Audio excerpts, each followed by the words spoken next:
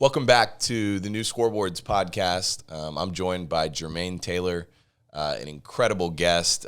This is part of the Be Extraordinary podcast. This podcast really started as an outlet for me, getting done with sports and really feeling that shift in identity was not easy to navigate. And I was looking kind of for what's that new scoreboard for me now that basketball is over and sports had ended. And there couldn't be a better guest, I think, to talk through that. Jermaine, it's hard to even intro you because you have so many accolades. But first of all, we played together at UCF. We're going to talk about GOAT things because you're flat out the GOAT at UCF as far as basketball goes, all-time leading scored in Division I history as far as UCF goes. NBA draft pick, played in the league a couple years, played overseas, did a lot of things, still playing in the Big Three. We were just talking about that. Still got a lot of game, too, by the way. So don't get it twisted. And I feel like you've gotten taller. I told him that the other day. I'm like, bro, I think you grew 2 inches. But an incredible journey at UCF. And you know, one thing that I'm reminded of as I was preparing for this podcast is like, you were the best player I've ever played with. You were also easily one of the best teammates that I've ever had. And then you're also just a really, really great human being. And I think when you're around sports and you're around sports at a high level, you may have an opinion on this, I think it's a rare combination. I think sometimes you have people that are really good players, but maybe they're not great humans. And then you don't have the combination. You have a lot of good guys, but you know, they're not great players. So I just appreciate that about you, man. So thank you so much for joining me. No, I appreciate you, man. I appreciate you for having me, and I appreciate those words too, bro. Yeah, no, it means a lot. I mean, for me, coming into UCF as a new guy and a young guy, you were just one of those guys that really set the pace on how people worked, but also how people just treated each other. And I'm grateful, actually, for our there's been a group of alumni, I call it like 15 of us. We're all in a group text, like just really good guys, you know, that are invested in each other's life, ask about how each other are doing. We just had an alumni weekend a couple weeks ago at the Iowa State game. Oh, yeah. Had a blast. Yep. You know, so, and we can still play a little bit, dude. Oh, yeah. You know what I already mean? know, yeah. Except for Troy, you know, Troy took a little spill, but I know. We all good. were playing a competition shooting, and we all got excited, and then one of our buddies full ruptured his Achilles. And we were like, bro, this is not good. We got to get out of here. No, and I've been there before, too. That ruptured Achilles, that's nothing to play with, man. Yeah, man. No joke. So, anyway, thanks for joining us, man. I think, you know, the listeners, what you're going to get from this episode is, to me, what it means to navigate different identities in your life, what it means to go to what is perceived mountaintop and then come back and redefine what is a mountaintop in life, you know. And why don't you share with the listeners what you're doing now, man? Well, what I'm doing now is I'm actually I'm working with kids. So I work with this program where we take former professional athletes and we put them in the schools all around the country. It's a faith-based organization. So we share our story and we get like real deep and raw with these kids. So they tend to get real deep and raw back with us. So we've had kids tell us, you know, things like they've come up with plans to commit suicide. They're dealing with depression. So we just, you know, talk to them, try to get them help, try to do everything we can. The organization's been around for 46 years. We've never charged a school anything. So it's one of those organizations that's really about what they talk about. So wow, almost 50 years they've been around. Yep, helping kids. Diffuse over 175 suicides a year, bro. So a year? A year, yeah. Oh my gosh, Yep. Yeah, because so we'll go back. I want to go there because I want to spend a lot of time talking about what you're doing and how that found you and how it's kind of coming through you. And we're going to talk about faith. We're going to talk about God. We're going to talk about all this stuff along the way on kind of how you found, hey, what's next for me? You know, and some cool stories that I learned about you lately that are just powerful. Oh, yeah. But you know, you go to UCF, you find basketball at a young age. And I know you mentioned, I was watching, you know, didn't have a father figure in your life, you know, searching for kind of, hey, what is this thing? And then it sounded like basketball kind of found you, right? Yeah, and then it took off from there. Yep, fourth grade, man. I was struggling. I just remember just struggling one day, and I just really dropped to my knees and asked God to send me somewhere. I was dealing with depression and a lot of things I just didn't understand, bro, because I grew up, you know, just kind of feeling alone, you know what I mean? So I just dropped to my knees and I asked God to send me somewhere, and then the next day I walked into my fourth grade classroom, and one of my best friends, still to this day, he walked up to me and was like, hey, man, you're tall. You want to play basketball? I was like, yep. So his dad picked us up from school, took me to my house. I signed the papers, play AAU. and I've literally been playing ever since. Yeah. Yep. And then obviously we actually got introduced. We played against each other at team camp, Embry-Riddle team camp. And I was like, dude, this dude is nasty, right? I'm watching you warm up, and I'm like, okay, and we actually had a pretty good game, and I think you guys ended up beating us. And so we had that, and then it's full circle. We both ended up going to UCF. You were a year ahead of me. So we got to play 3 years together, I think. And we had some great times together. I mean, but just to give perspective, I mean, that we're in the conference with Memphis, and Memphis is a top 10, top 5 program. You're playing against, I think your senior year, their starting 5, I think 3 of them were probably league bound or draft picks. And you were the best player on the floor. I mean, it wasn't even close. And that was actually one of my favorite games, because I feel like that game, the country got to learn what we all knew as far as your greatness. But it was on full display to watch. I can do it against some of the best players in the country and really dominate.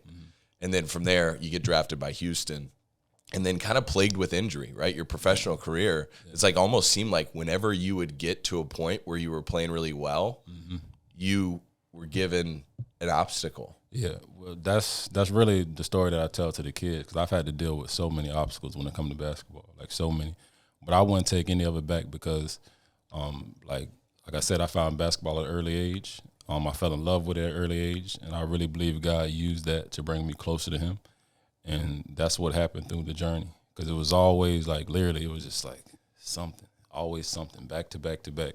And before my injuries even started, I was dealing with just the politics side of it, just not understanding. Because my whole life, I've been told if you outplay the person in front of you, that's how you get on the floor. Right. And so when it came to talent, I never really cared about who else was out there, because I always knew I would do my part. But once you get to that next level, quickly see that it's not about talent anymore. There's a lot of other things involved, you know what I mean, like mostly money. So I had to really try to understand that part of the league, and that's what really messed me up. Yeah, I mean, because I can imagine that there's more weight behind some guys, more belief or more money thrown at them. So there's an expectation they want them to succeed, to kind of prove that they're right, kind of thing. Yeah, and it's a business. So growing up, I would hear all the time, like, this is a business. But I've been hooping my whole life. I never had a job. Right. I didn't know anything about business. Literally, the only thing I knew about business was wearing a shirt and tie. Like, that's literally the only thing I knew. So when people would say, like, it's a business, I would be like, okay, but I never really fully understand it. But what that means is, like, if this guy went to North Carolina and I went to a school that's not really known, he has more fans than I do. More people who can, relate to him, more people who knows who he is. He has 150,000 followers online, you know what I mean? And I have 300 followers. Sure. That plays a big part. Like I said, it's a business. Yeah. You know what I mean? So those fans that he had, they're going to buy his jersey, they're going to buy the TV package, they're going to support him. I don't have as much support as he do. So for those reasons, I sit. Yeah. He plays. And that's the side of the game that I didn't understand when I first got there. Yeah. Because I thought that I just go out there, I outplay this player, I get on the floor. That's how it's been my whole life. Yeah. But like I said, at that next level, it's not like that. Yeah, that's amazing. That must have been frustrating to navigate, though. So frustrating. Just because it's like, that's one of the beauty about sports, is the simplicity of it, the pureness of saying, if I compete, I win my job. Yep. And so it sounds like when it's close, it's like, we're probably going to go with the guy with the bigger brand, just because that's the way it works. Yeah. But you had some great moments, too, in the league. I remember watching you guard Kobe and play really well against him. And actually, we were in preparation of the podcast, I was looking up some YouTube clips, and there was a compilation somebody put together for you, and it was me throwing you a lob in college, and then the next clip was you guarding Kobe. And I was like, what a difference. No, I remember that. Yeah, but you probably had some great memories in the league, and then obviously you rupture your Achilles 2013? No, I tore my ACL and meniscus 2013. 2018, 2019 is when I ruptured. Yeah, so just huge injuries, not like small injuries, right? It's not a sprained ankle. Nah, and they were all like so when I tore my ACL and my meniscus, that was literally the best that I've ever been. Right, you're peaking. You're about to make it, probably about to get paid. That's what you're thinking, right? Yeah. And just me being in Cleveland, the way everything was going, I was averaging 13 points in 16 minutes at Summer League. I had a great mini camp. I had a great preseason. Shooting it well. Starting it. The game probably at some point starting to slow down where you understand the NBA game at this point. At this time, I'm like 6 years in, 6 years pro. So the team, they're talking good to me. You know what I mean? Everything just seemed like it was just going perfect. Yeah. Like I just knew that this is where I was supposed to be. And then I go down to the D-League, and the second game of the season is when I tear my ACL and my meniscus. And battled all the way back, came all the way back. A few years later, it was the same thing. I literally thought the big three was, I was thinking everything that's happened before was leading up to this moment. Sure. Because now I'm back in the big three. It's a new league. I'm thinking that I can maybe even become the face of this Yep. new league. You know what I mean? First season, I averaged 11 points in just 11 minutes. You know what I mean? Killing it. Yeah. And then that next season, because I feel like I woke a lot of people up. Like, because I wasn't even supposed to play. Like, I didn't think I was going to get picked up. I ended up getting picked up in the first game. I wasn't even dressed. Like, I was in street clothes. But we lost so bad that they was like, okay, we give him a chance. And they gave me a chance the second game, and I didn't go back to the bench. Wow. Ice Cube had even said I was one of his favorite players to watch. That's dope. Yeah, so going into that next season, we made trades. I became a starter. I'm feeling like, okay, this is it. And then literally I go into the first game of the season, 2 minutes into the first game of the season. I just threw it in, cut. That's it. Heard the snap. Full rupture. Yeah, and if those of you that don't know, the Big Three is a league that started essentially over the summer, and it was started by Ice Cube, and it's gained incredible popularity. As far as I love watching you and other guys that are playing. So you still doing that? Yeah, still doing it. I played last season, and hopefully I get on this season. Yeah, that's amazing. It's a lot of fun too, man. It's just like the NBA. So when you obviously you probably knew it was bad right away, and you're probably thinking like, why? Like, I've worked so hard, why? I thought you were preparing me for this moment, and again, it's like this. You're teaching me by taking away, right? Like, walk me into like what was that like, and then what happened next as far as your journey to find what you're doing now, like that gap from when you're on the second mountain, call it, in basketball, where you've worked your way back from an ACL and you're now doing things in the Big Three, and you're like, nope, here's another big challenge. Yep. Just because of the way my life has been, and that wasn't my first time in that type of situation. So by that time, I was already, everything has its reason. Like, and that's literally what kept me going. I remember I was even in the hospital bed. I was in the hospital bed, and my mom, I was talking to her because she flew out to the game, like my sister, because everyone was happy, man. Everyone, they just knew, like, it's my time. So they flew out to the game, and I remember she was crying. She was like, man, like, I don't understand it. Like, does this make sense to you? And I just told her, like God knows that I'm in this situation. So if I'm in this situation, it's something that I'm supposed to be in to help me turn into who I'm supposed to be. And it kind of shocked her because she was like, she knew how bad I wanted this. She knew how hard I've been working. And then now to see me get hurt again, but still have that faith, still believe that, everything has its reason, still believing in God is just, it was something that she just didn't understand at the time. But for me, it was like, I've experienced God too many times to know that this is not the end. This is just a part of my journey, part of my story, something that's building character, turning me into who I'm supposed to be. And that's really something that I had to fully believe. It's not just something I say. I really believe it just because of how my life has been. Yeah. You know what I mean? So I was going to actually just say that. It's one thing to say that everything has its reason or everything happens for a reason, but actually at that low moment to have faith. Yep. And it's like, to me, I think about like maybe that's what we're meant to as believers is like, no, like it really matters when you're low, right? Yep. It really matters when you don't know the answer because that is the definition of faith. Exactly. Right. To it's not like you knew, Jermaine, you're going to have this injury and then you're going to find this awesome opportunity to help kids and it'll be 3.5 years from now. No, you don't know. No, right? I have no clue. Yeah. To bring me into that moment, I found this out on another podcast of you going to Israel, going over there to play. Yep. And then it just wasn't a great situation. Bring me that moment where I would consider that kind of the low moment. Yeah. Actually, it was funny. I was listening to something last night where most people don't find God because they don't look low enough, meaning you got to look in the depths of the soul, sometimes the brokenness to find. Yep. And so bring us into that low moment. Well, just like you say, it's one of like the lowest moments of my life just because, basketball has been a big part of my life. And then, now I'm overseas for the first time. It's a new environment. I've never played over here. I'm dealing with the struggles of will I ever be back in the league. You know, I just have so many things going through my head, and I'm in Spain at first. So then I get the call from my agent talking about, you know, he had something for me in Israel. So, you know anything about the Bible, Israel is where God blesses, you know, a lot of his people. So that's how I'm thinking. I'm thinking, oh, yeah, like, of course, Israel. Yeah. So I get to Israel, and I quickly see that it's not what I thought. You know what I mean? Like, literally the day I get there, it's the coldest it's been in 24 years. Like, it was on the news and everything. You know, I'm from Florida, so I hate the cold. Same. Yeah, and I was talking to the coach, like, the day before, and he was like, oh, you'll love it here. It's like Miami here. Right. So I get there, it's freezing. The car that they give me is like trash. The apartment is trash. Like, it's just so uncomfortable, you know what I mean? But I took it all as like, oh, this is just the enemy trying to distract me, you know what I mean? But then I quickly saw that things just went from bad in Spain to worse in Israel. So I got the realest that I've ever gotten with God. I was like, look, my life is going down. Like, if I'm going to continue to believe in you, you have to talk to me. I can't take it from anybody else anymore.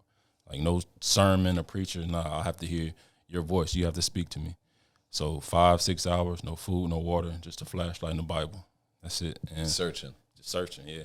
So I'm opening up, and the way I was reading the Bible at the time, I would just open and just put my hand down. Like, speak to me, God. Like, that's what I was doing. And everything that, my hand was landing on was talking about doing more for others than you do for yourself. Like, that's literally everything that kept coming up. So I ended up getting up, going to my teammate's apartment. Just out of nowhere, he's like, man, I got 8 brothers and sisters. Team hasn't paid me in 2 months. Like, I don't know what to do. So it hit me. Doing more for others than you do for yourself. I've been reading this all day. So I signed a $2,500 signing bonus when I first got there. And I was like, okay, I'm going to give this to him. Then he started talking about like Gucci, Louis. He's like, yeah, that's rich people stuff. I've never had it. And I think on my way to his apartment, like, I'm literally, to get out of my door, I'm kicking this stuff out of the way. So I go back to my apartment. I take my 3 pair of Gucci shoes, my 3 Gucci belts, my Prada shades, along with $2,500. I put it all in the bag. Here, bro, here. He's like, thank you, dog. Thank you. I'm like, man, don't thank me, because I'm not doing it for you. Like, I'm literally doing this for God to show him I'm all in. I've been reading all day, doing more for others than you do for yourself. And I wholeheartedly believe that this is what God wants me to do. So I'm doing it just to show him, like, you know, whatever you want me to do, I'm doing it. So I give him the bag. I walk back to my apartment. It's literally, as soon as I take one foot in, my phone vibrates. Look at my phone. My agent says, pack your bags. Just got a deal in China worth more than you would have made in Spain and Israel put together. And instead of being overseas for another 5 months, I get to go home in 3 weeks. So for me, that was like, goosebumps. Yeah. So for me, that was like, oh, you hear me, God. Like, you're listening to me. Like, I don't know what it is, but somebody likes me. You know what I mean? Like, that's really how I took it. So I dropped down to my knees right there and then. I told God that whatever you want from me from now on, just put it in my heart. Like, just make it where there is no doubt, and I know that this is what you want from me, and I'll do it. No matter what it is, I'll do it. That's kind of your surrender moment. Yep. Wow. And then I've been really trying to live my life that way ever since. Yeah. And I have so many stories like that, to where, like, that's why these injuries, when they happen, it's not as hard for me to get through, because I have those stories to look back on. Yep. And that's just one. I have so many of those type of experiences to where I know, like, this is God, and nobody can tell me anything different. Gosh, that's so, how much of us could learn from that surrender, that power of, like, and it doesn't mean it's not frustrating. It doesn't mean that, you know, when you have that low point in Israel and you're in that room, that you're not angry and searching and doubtful, but it just means that, like, at the end of the day, like, I surrender, like, and, you know, and I think too, when I reflect on our relationship, and whenever I'd see you over the years, you'd help out with UCF basketball, and you were kind of trying to figure out what was next, right? Because, and that's kind of like, what is my new scoreboard, God? Like I went to the top of basketball, and it's kind of cool because, like, it's almost like basketball was given to you, and, like, as a steward, you did the best you did with basketball. Like, you literally the greatest UCF player of all time, and you've created this platform. But I think it's cool that the platform for you is almost like it was intended just to see how good of a human Jermaine is, and that God's within. Like, because the reason, a long way to say it, but whenever I see you and I interact with you, I'm just like, man, there's something different about that dude. There's something peaceful about Jermaine. There's something just and I think it's almost like all the accolades were just to build up that platform of kind of what you're doing now. Yeah, it's funny that you say that, because that's literally what I believe. Because there's so many things, even after, like, you know, things, like, after my last injury, that's when I really started to search. Okay, like, basketball is, you know, second big-time injury. Basketball is pretty much getting over with, in the next few years. So who am I? Like, what's next? And literally everything I tried, nothing else worked out. Yeah. Like nothing worked out. I went to everything that because, photography is something that I love. Went back to that. Went back to school, tried to, coach, train. Yep. Nothing was really working out. But then out of nowhere, because I speak at orphanages too. So I'll travel to, we've gone to Haiti, Dominican Republic. Supposed to be going to the country of Georgia soon. We throw free basketball clinics, visit orphanages, things like this. And I've been doing this for 6 years. And the guy who runs that organization introduced me to the organization that I'm working with now. Okay. And they offered to just fly me out to shadow another speaker to see if it's something that I'm interested in. So I went out and I'm shadowing this other speaker, and all the kids are just looking at me. Because, I got my hair down. Yeah. I don't have, a suit on or anything. You don't look like, yeah. I don't look, and then the other speakers are all 50, 60, sure. All ordained preachers, the older. Tucked in their shirt. Yeah, and then you got me, I got my hair out. I got the Jordans on, you know what I mean? So they're looking like, okay, who is he? So one of the speakers saw it, and he just gave me the mic and let me speak. So I just started, just tell them a little bit about my story. And then, as we're speaking, this little girl, I look, and she, she's tearing up. So afterwards, we go speak to her, and she goes, I was struggling today, and I had plans to commit suicide today after school. But hearing you guys' story lets me know that it's not that serious, and it's just something that I need to go around. And once she said that, I knew right then and there that this is my purpose. This is what I'm here for. And then I started looking back on my life. I remember when I was even in China and also New Zealand, we would have to go to schools 3 times a week to speak to kids, to hang out with them, to, put them through drills and PE, things like this. And even like you say, I'll be at UCF in the basketball gym, shooting around, and they'll have camp going on, and, someone come, hey, you feel like talking to the kids or something like that? No problem. So I'll go down there and do it. So it's I've been prepared for this, even though I wasn't prepared for it, if that makes sense. You know what I mean? Because I had this isn't something that I planned on doing. Yeah. It was just something, like I said, I just fell into. And once I fell into it, I seen that I was being prepared for it, my whole life anyways. So that right there really gave me the confidence to step fully into it. And then now that I'm into it, everything just coming easy, man. Yeah. That's amazing. Yeah, I'm running to the right people. Yeah. People, everyone wants to help. Yep. You know what I mean? So. Wow. Yeah. Gosh. Yep. That just, it's so practically helpful for you to go through that, because I pair that with this mindset of surrender. Mm-hmm. And then looking back, I also think, and this is me doing this podcast, because I'm feeling pulled by this platform. Mm-hmm. And it's somebody said, you're most uniquely qualified to help the person that you once were. Mm-hmm. And I think about you in 4th grade, and I think about that level of brokenness that you experienced, that that was the preparation to be able to now, what that 4th grader feels. Yep. And you're able to speak with them. Yep. And if you have that surrender and you can pay attention, because sometimes I feel like distraction is sometimes what keeps people finding their mission, right? Yep. It's just, there's this little distraction. Let me take this and let me put this shiny object so you don't see your purpose, because it's all around us. It's everything up until this point has prepared you. If you look back at that looks obvious. Yep. If you look back at that and you go through 5 of the 6 things that you just said, you're of course you were meant to do this. Yep. But why are so many of us so distracted that we're not paying attention to how we were uniquely gifted? Yep. Because I believe everyone has that. I believe everyone has this purpose, but I think the volume of the world is so loud that you can't hear it. Because I even remember seeing this quote. It said, in order to hear God's voice, you have to turn down the volume of the world. And that's literally how it is, just like you say, because there's so many distractions. There's so many things out here that's telling us to go left when we're supposed to be going right.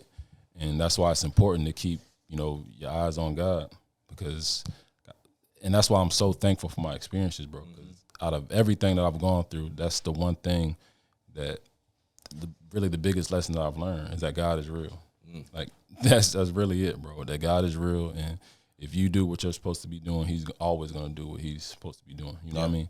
And really, that's what I give my life to. That's why I believe I'm here now. That's why I'm doing what I'm doing. That's why I'm speaking to the kids. Even before I walked in here, I do this every time before I go on a podcast or before I speak to the kids. I pray that whatever is supposed to be said, let me say it, God. Like, speak through me, because you never know who's listening. Like, you never know who needs to hear, even if it's just one person.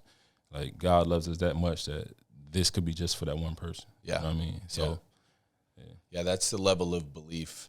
And I, you know, it's one thing to tie back to basketball, which I'm so glad we're talking about, like, life stuff too, because I'm sure when people talk to you too, there's a tendency to just like talk about hoops, and that even happens with me. And I'm not Jermaine Taylor, right? Like, when you and anybody who's not around UCF, like, when Jermaine's at UCF, it's a thing, right? People know who you are, and you're put up on a pedestal, on a platform that we've talked about.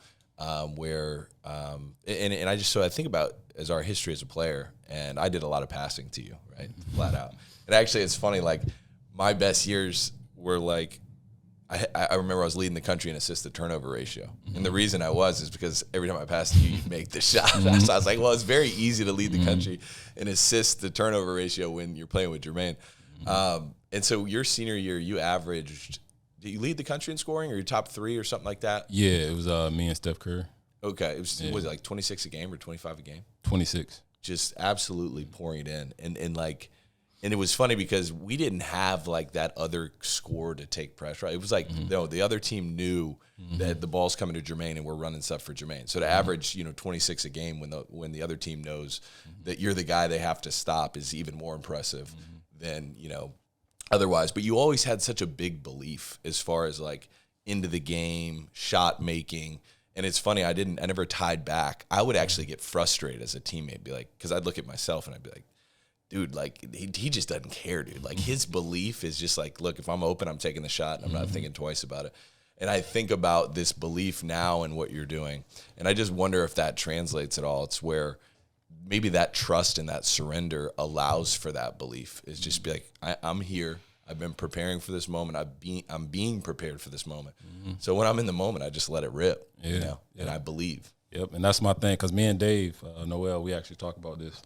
I don't think. That's my thing, is when I'm out there, I just play. Yeah. Like, I've been doing it for so long, and I pray before the game, and then that's it. Yeah, that's it. Because why pray and then go out there and be worried about it? Oof. Like, I literally sometimes, like, I'm always nervous before every game. Like, I'm talking about every single game I've ever played, I was nervous until the ball goes up. Once the ball goes up, everything just yeah.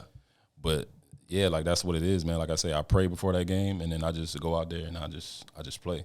Like, because there's times, like, Spiro would tell me, like, don't shoot it this time, don't do this, don't this. And I'm like, whatever. I can't help it. Like, I'm wide open. What do you want me to do? Pass it? I'm not going to pass this, Spiro. What you talking about? Because he even told me, like, before my senior year, the meetings that we have. Yeah. He was like, we need you to average, like, 16, 17, like, right around there. Yeah. He was like, I don't think we'll be good if you average anything more than that. Because I averaged 21 the year before. So then the first game, I went out and dropped, like, 30 something. Like, yeah, I can't help it. I'm shooting. I remember one of my favorite stories I'll tell, like, of you, is that, and I don't even know if you remember this. I think you were a junior. We were younger. We were playing at UAB, and where I was on a fast break. It was Chris Baez on my right, and it was you on my left. And I'm thinking, they think the ball's going to Jermaine, right? And I looked at you, and I threw it to Chris, and he got an and-one. And he said, bro, don't ever look me off again. And I was young, and I was like, all right, bet. Like, I'm not gonna look him off again. And, I remember that. I was like, this is real serious right now.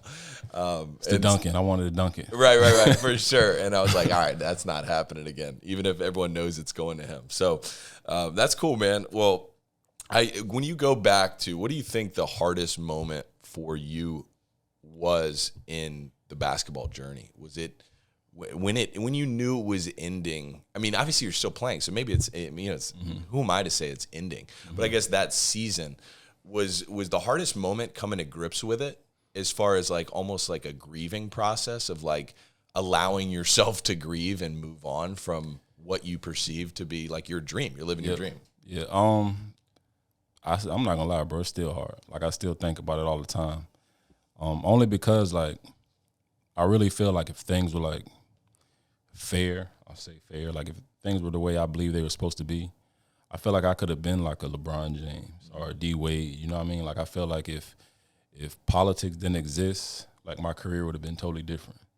So I'm always gonna have this chip on my shoulder, I guess. But at the end of the day, I believe in God. And I believe that if I was supposed to be there, I would have been there. So that's why I'm not like bitter. I don't have any type of like ill towards the NBA. I don't hate the NBA. I don't, I just like, it's like I said, it's just that chip because of I know what I could have been.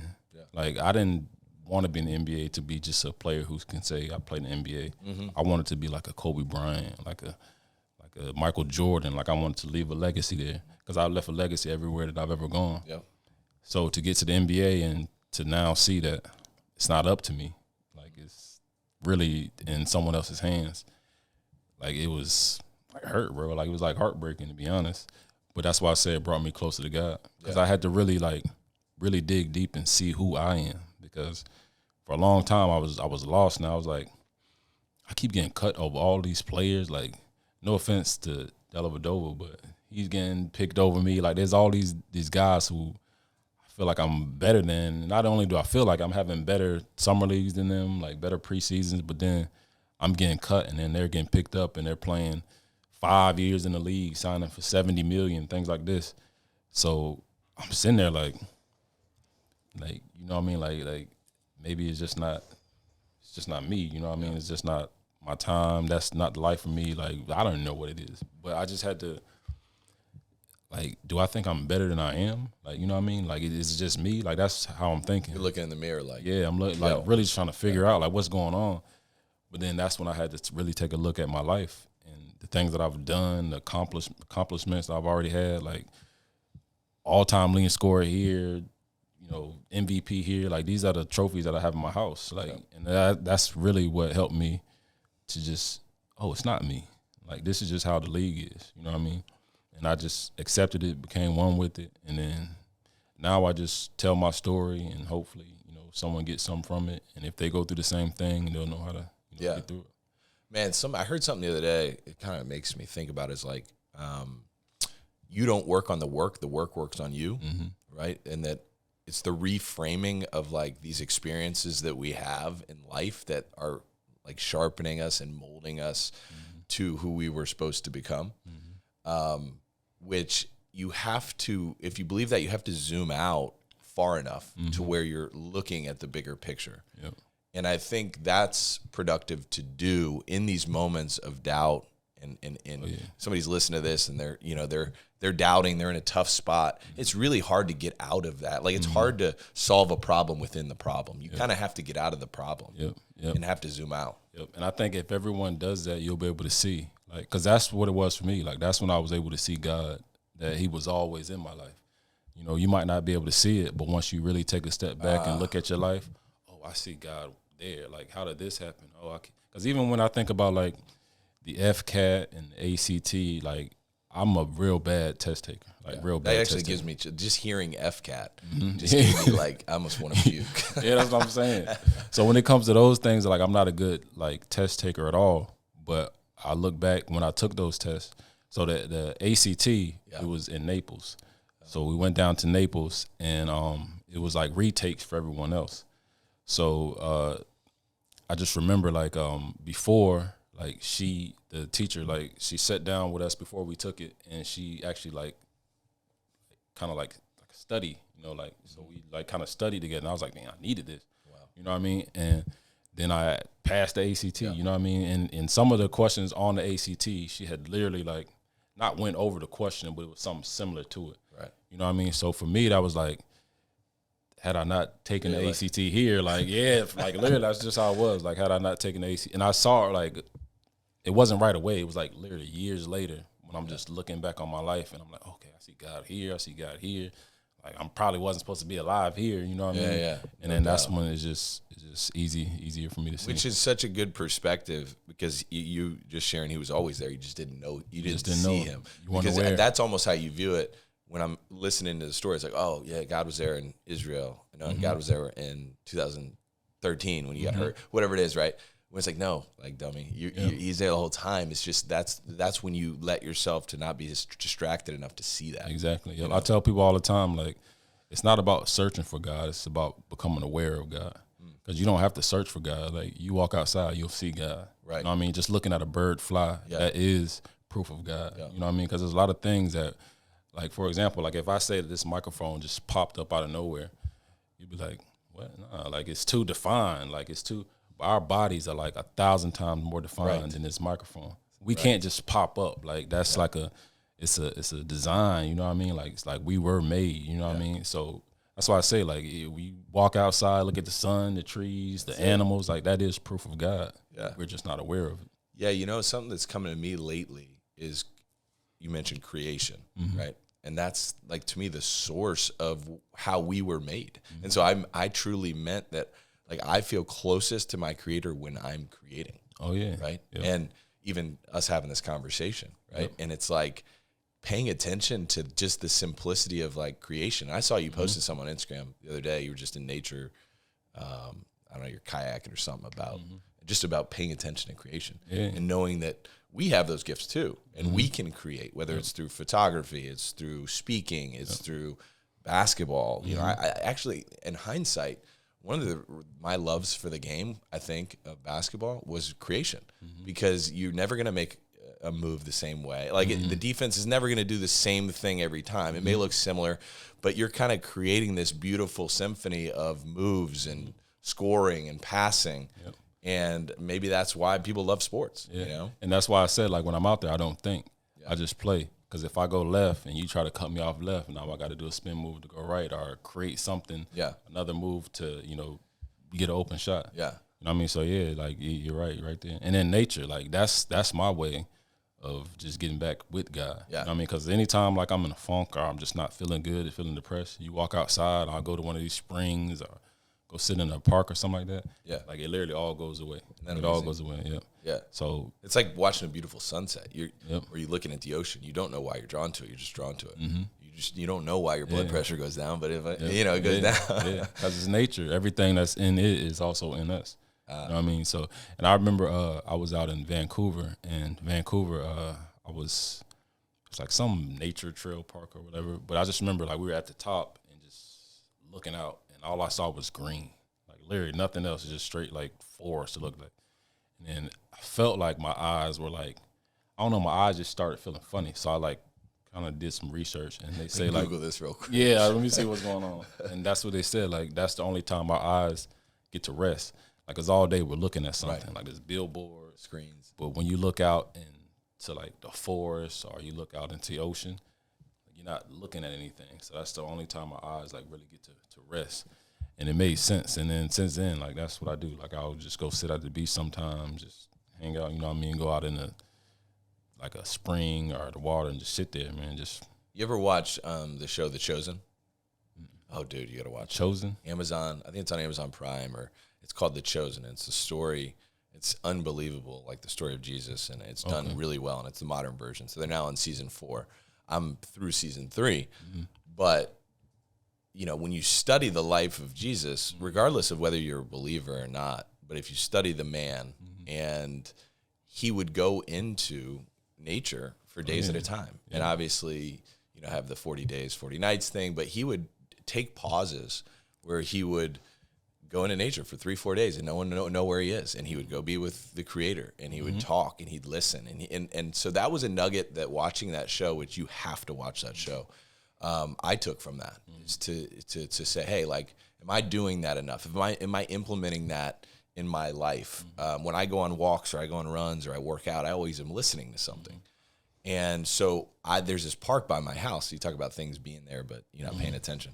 I had this park by my house, and I just started simply not putting my AirPods in. And I started just going and listening to the birds and the stuff that would flow through me on those walks, and still do, is like I was amazed by. Yeah. And I'm like, well, again, in hindsight, it's like, well, you're not distracted by something else if you're if you believe that there's creation. Like you said, what did you say? You said everything in nature is within us, or something like that. I thought it was relatively profound.